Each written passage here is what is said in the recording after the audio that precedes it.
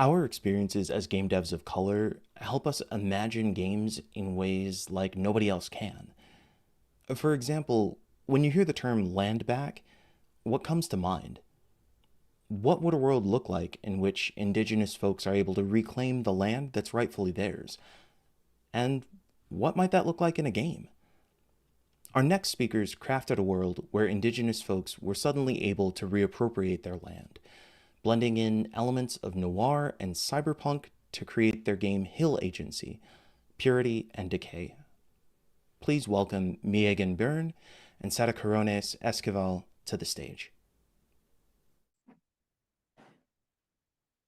Tanze, Meagan Esikusun, Apatuakositan, Hamilton, Ontario, Nugent. Tanziel, hey, how are you? My name is Meagan Byrne, and I am Apatuakositan, federally recognized as Métis of Métis Nation of Ontario, and I am coming to you from Hamilton, Ontario.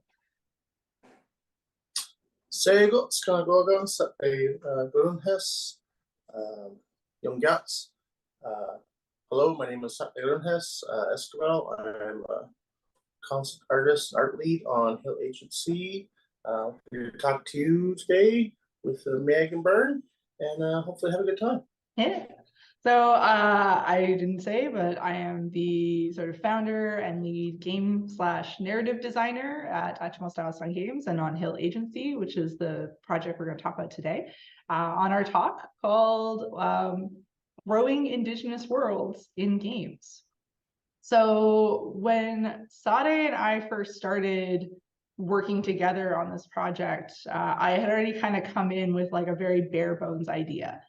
I wanted to create an Indigenous future that felt really grounded in what would we do if suddenly all the cities had kind of just emptied because of like some major natural disaster or something, and Indigenous people could kind of like reappropriate them. What would these cities look like? How would they feel? And actually a lot of it came from my feelings of watching things like Blade Runner and all these cyberpunk games where they just would use this sort of like Orientalism, the foreign Asian languages everywhere. And I was like, but like Indigenous languages, like how, because we don't have things like that in our major city centers. We don't have a lot of our signs in language. And I was like, that's something I wanted to see. So when we first started talking, that was kind of where we were starting off from. And we were working this image that we're showing. That's from Lisa, right?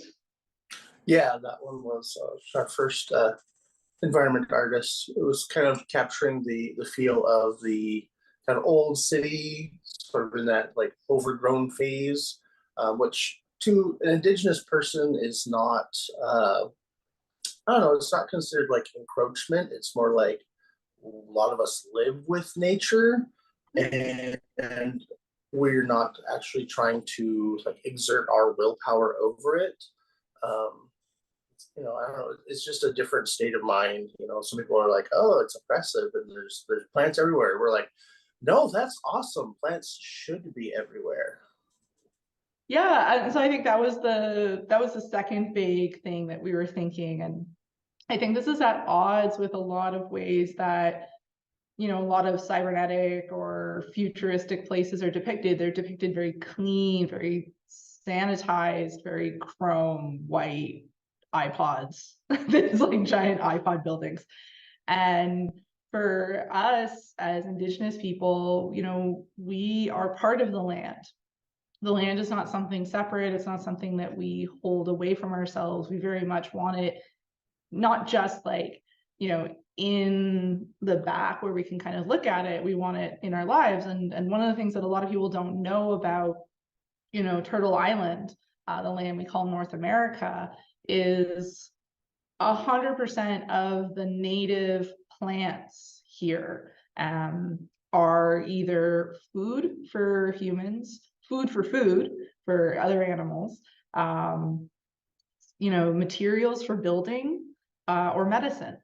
So, there's nothing here that wasn't here when the settlers came that wasn't for everybody to use. It's a garden. It was a giant garden that was very well cultivated and maintained. And so we wanted that in the cities. We wanted the cities to feel like they were houses in a garden, basically, like one giant garden forest.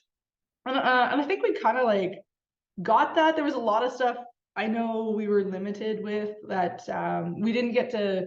So we were dealing with a lot of limitations in terms of like, that's a lot of assets to make. We're probably not going to be able to make them all. We're going to have to work with asset packs and sort of repurpose them texture wise to what we're doing, which meant like there were a lot of things we couldn't put in that were like detailed. But we'd had plans for very specific plants, right?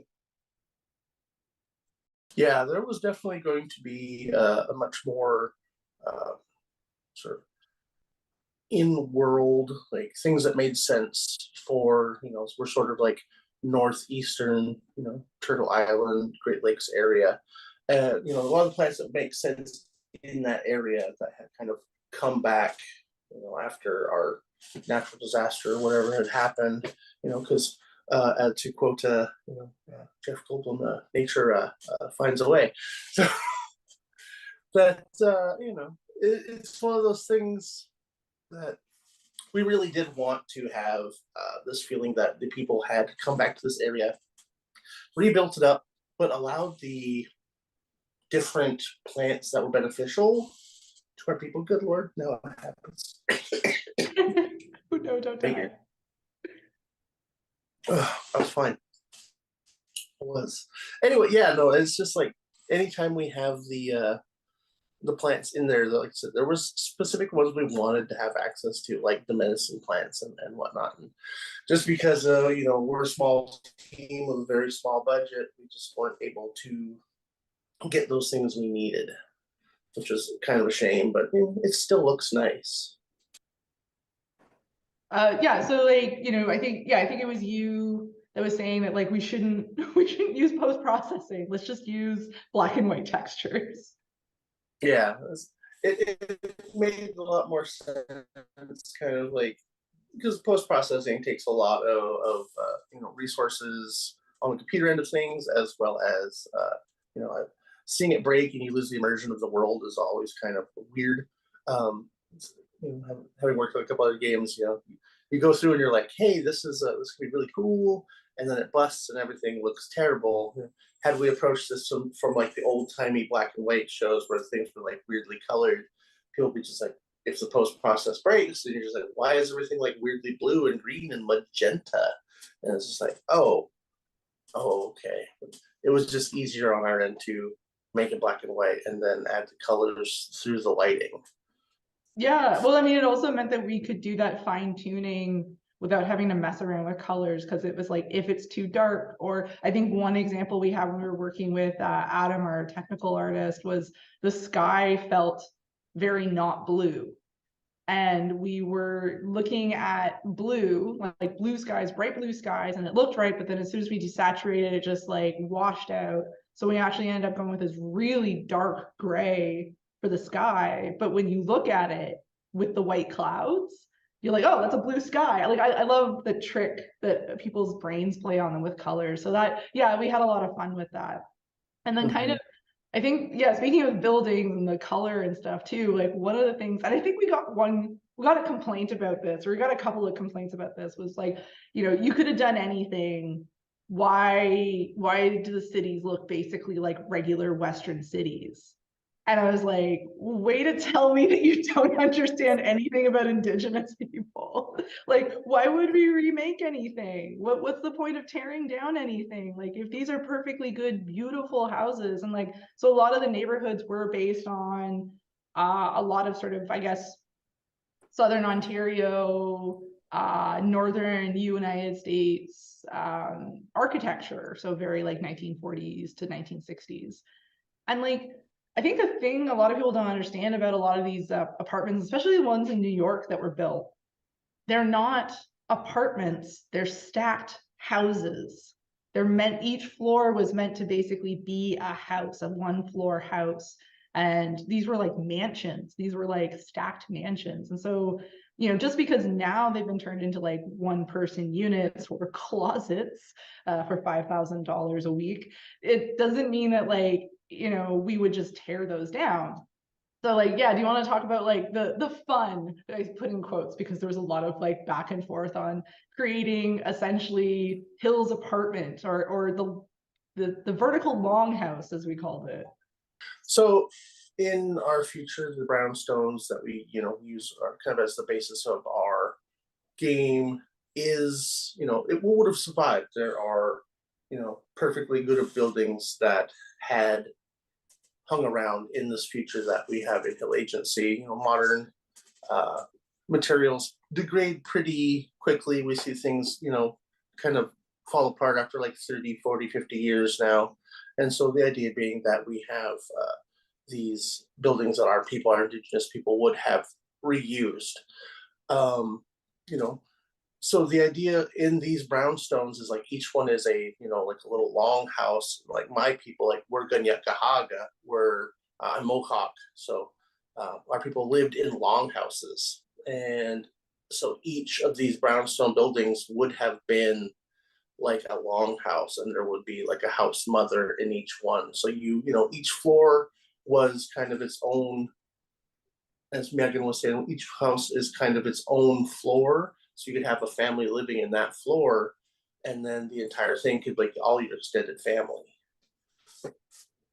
Yeah, and I remember when, okay, so like obviously this plan is not what was used for the final house. There's definitely like some Seinfeld building logic going on in our game, but it did help to kind of like lay out, what would it be like. And it's like, yeah, what you would have lots of space, but that's also because like the idea would be that that space would not just be like you, a single person. In fact, this is what makes Hill a little bit unique in the situation, which we didn't really get to go into the game, but like Hill basically gets an entire house to herself.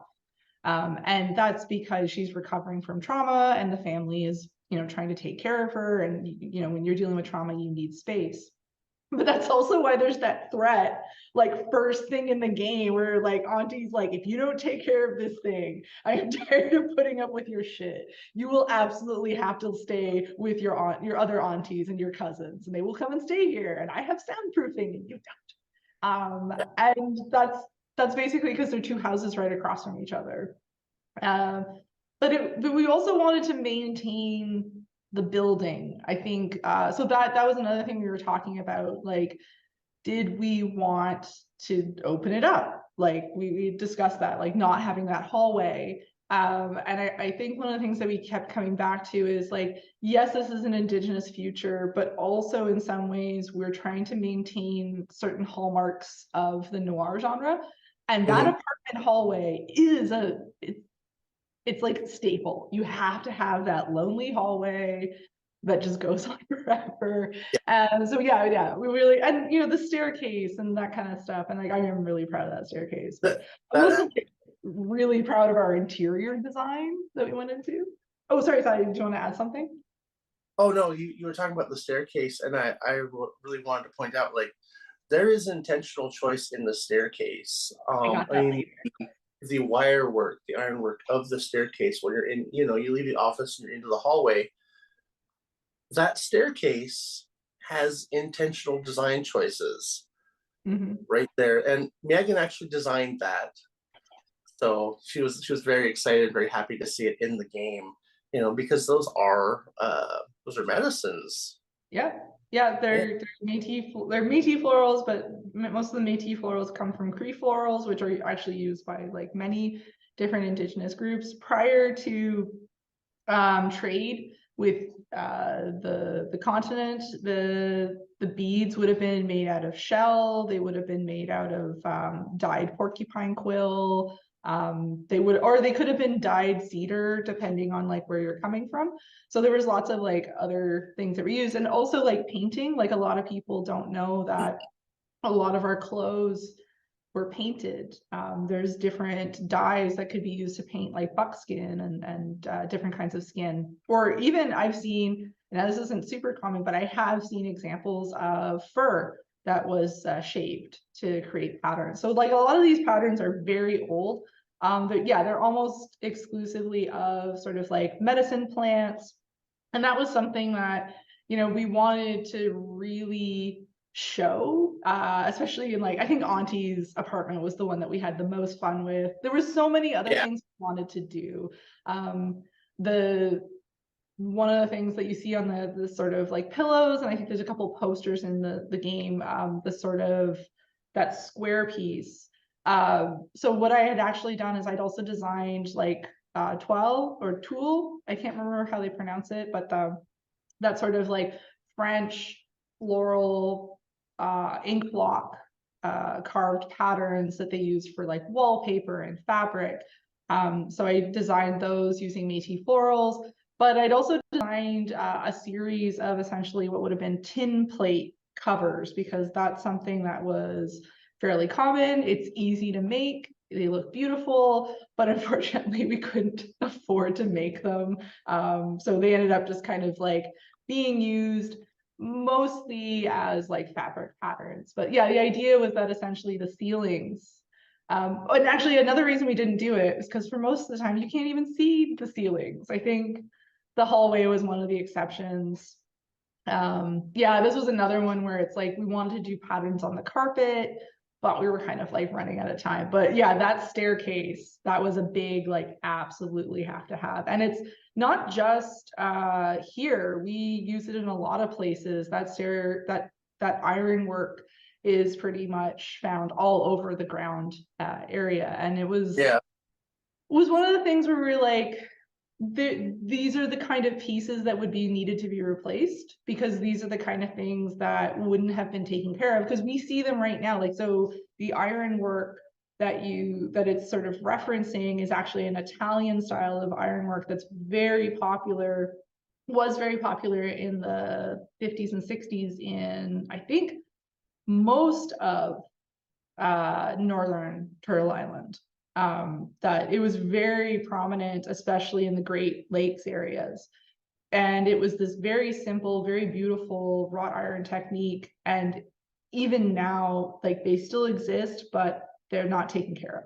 So that was another thing that we kind of thought about, was like, what would remain, what would need to be replaced? So, or what could be amended. So like one of the examples here, if you can kind of see at the bottom, there is the doors would have been carved with florals or something like that to indicate the house of who lives here, because certain families use more florals more often than others. Not necessarily it's a clan thing. It's usually like, this is just a very important medicine to this family. And I think, speaking of the sort of like, what would we add to this place that already exists, the signs, like Sadayu and our interns at the time had like a really fun time with this.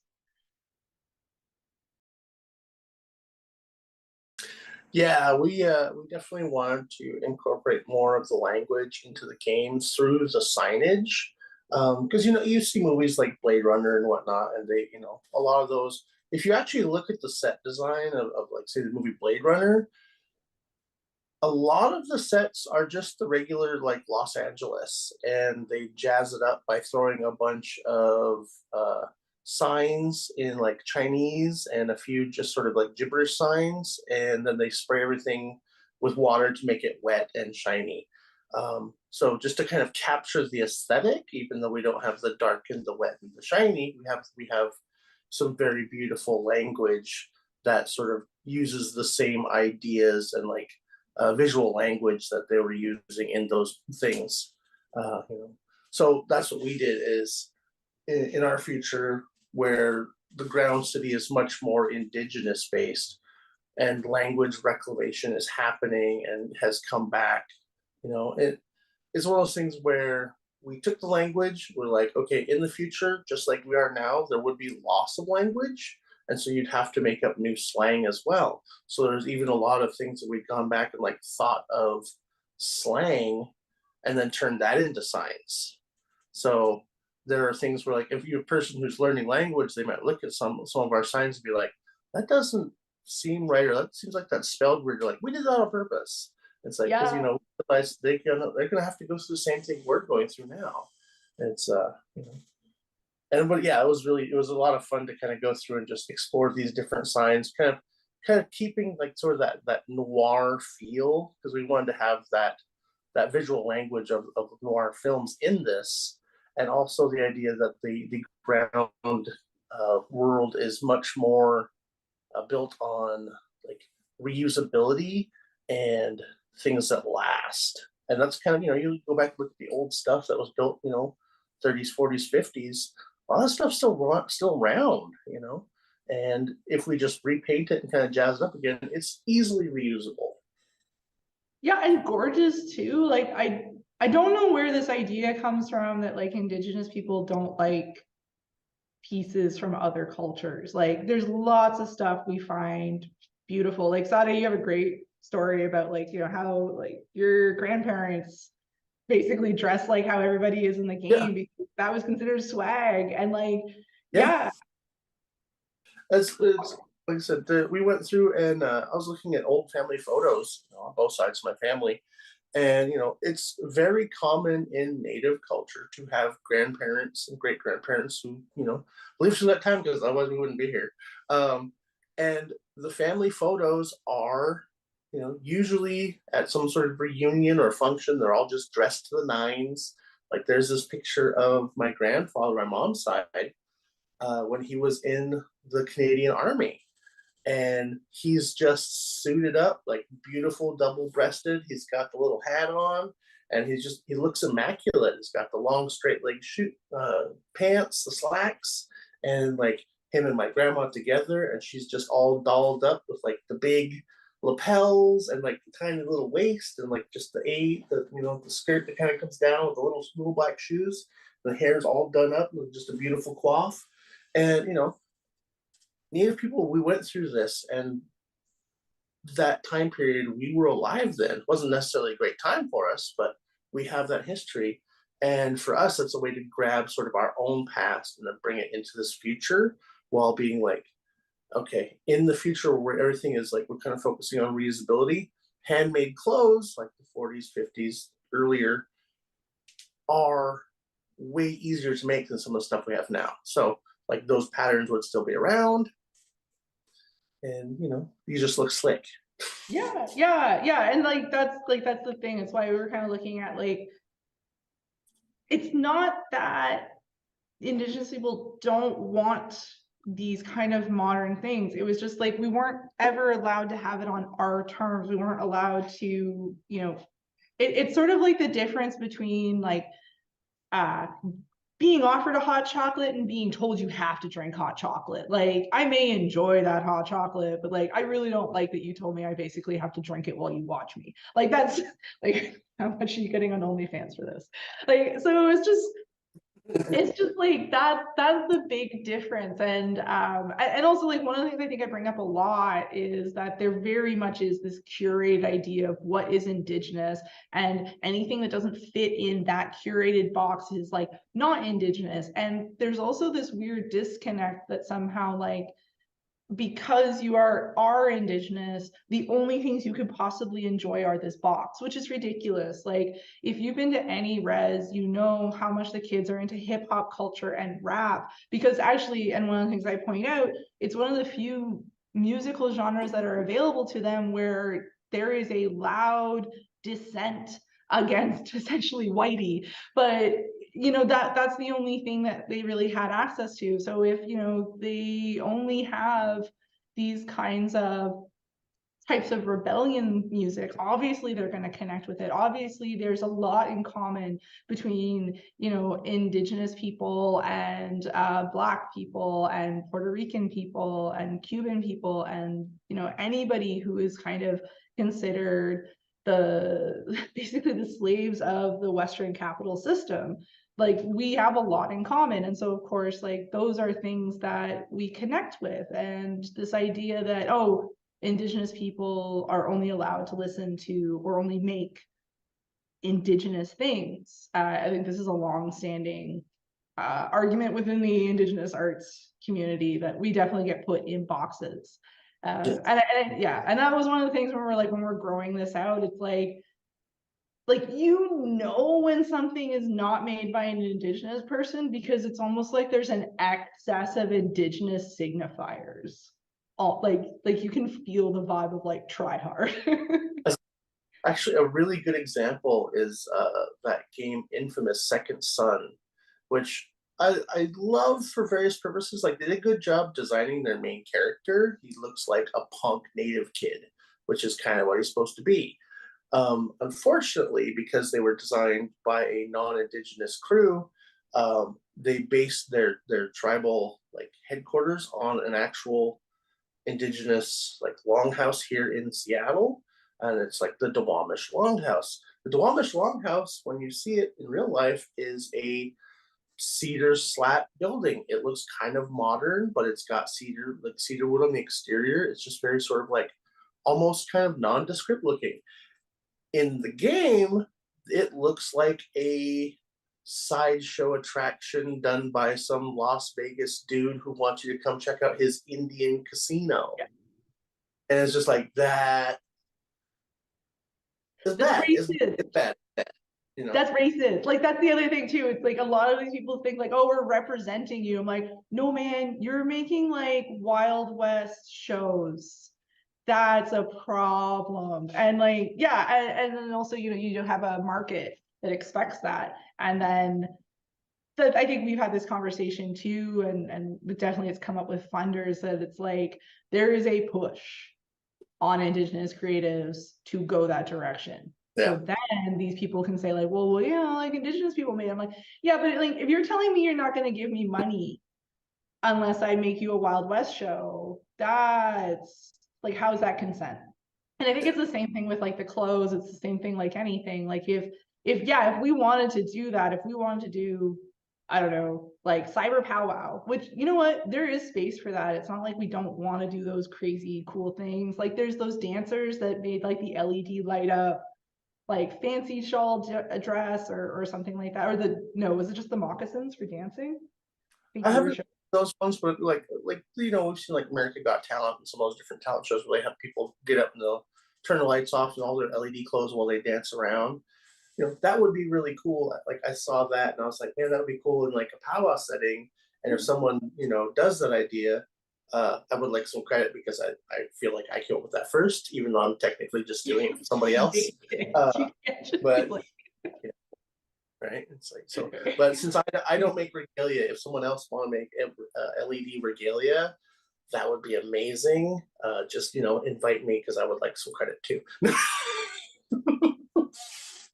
Maybe you need to make that your next like powwow or your next merch. It's like cyber powwow. I kind of made a reference to it in a poster I did for a Rumble showing they had in Eastern Washington, which is pretty dope.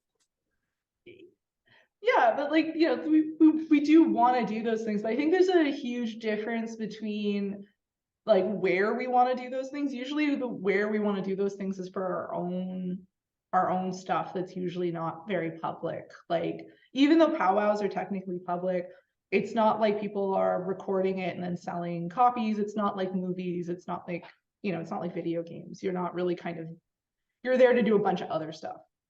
So I can definitely see like I definitely understand the appeal of occasionally want to do those things, especially because you want to play around with stuff. But yeah, there's a huge difference between doing that for yourself, doing that for your community, doing that for fun, and like doing it to sell. That's right. Speaking of the slide we're on, I feel like it's important to point out that our old uncle here on this bench is not homeless. No, there is no homelessness in our society. So he's our oh my god, I'm drawing a blank. Oh, Mima. Yeah, Mima. Mima is an older member of the the Risen Society who essentially has left for various reasons. No one remembers why or how, but he's accepted in our people. And that's one of the things about the culture that sort of we want to instill in the game is like, even though there are people who are essentially being kicked out of like the Risen City, they're given a place to live in the city we built in the game. So like when people see him, they might think, oh, he's just a homeless guy on a bench. It's like, no, that's where he likes to chill out. Like he's sitting there reading a book. So he's like old uncle now. Yeah, yeah. And if you talk to him, you'll talk about the different stuff he's doing. You also find him at like, he doesn't just hang out on one bench. He's he's around and stuff. It's too bad you can't see his back because he's wearing a very beautifully designed shawl that somebody in the neighborhood gave him. And then later in the game, like when you get to go to the public housing projects, like those are technically temporary housing, but it's not designed to feel temporary. Like if you want to stay there for the rest of your life, it's comfortable, but it is also set up. And one of the things that I think we talked about a lot is there's a huge difference between somebody who is healed and living in community and family, and it's been like that for generations, and somebody who has recently been traumatized through, basically expulsion, and how, the way we understand trauma is growing and changing right now. But one of the things we were really looking at is like, we do want to be, trauma informed when we're designing these spaces. And for the public housing, you're like, what is it that you need when you first are kind of removed from the place that you considered home? Like, well, you need some place that feels like home. So in the public housing, it's very much done up in sort of the style of the Risen City. It's not really in the sort of Indigenous style. It doesn't have as much signage. There's definitely way less foliage and plants. It's a little bit more meticulously maintained. And that's just for comfort's sake. That's just an aesthetic choice for comfort. And it's the same thing with the rooms.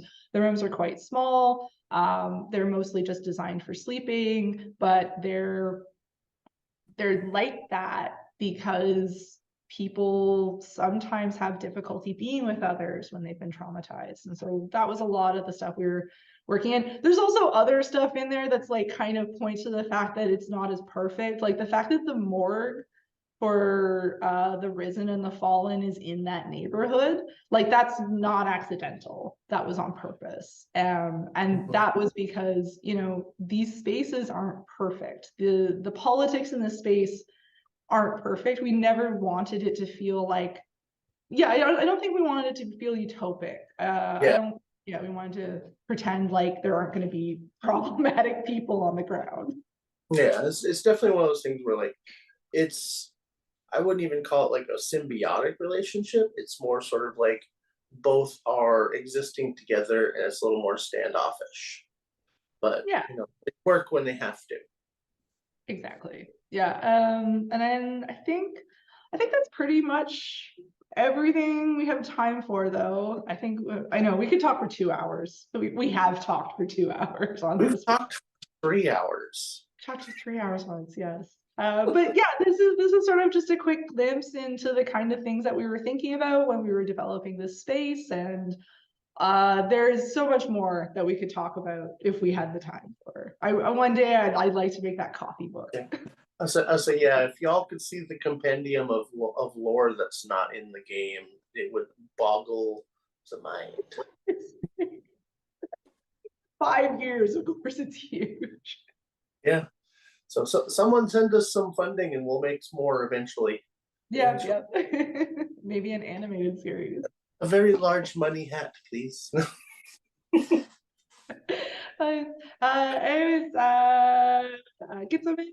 Hi, thank you so much, everybody, for listening to us go on. If you want to support us, absolutely, please pick up the game. If you want to support Sade, please go buy his beautiful art. You want to show off your Deadly Auntie Wednesday? Yeah, this is a piece I did, just sort of inspired by the Wednesday Adam memes that everyone shares on Thanksgiving, and then they announced a TV show, and I was like, well, I might as well make stickers and stuff. You can find that at risingsunsmedia.com. So yeah, and you can find us at Achimostawinan Games or achimogames.com. See ya. Sego. That was just super cool. I think so many of us can remember times that we've felt misrepresented in what was supposed to be progress, but when we're given the opportunity to get some control ourselves, we can make some pretty fantastic things. Thank you for your time and your talk, Meagan and Sadekaronhes.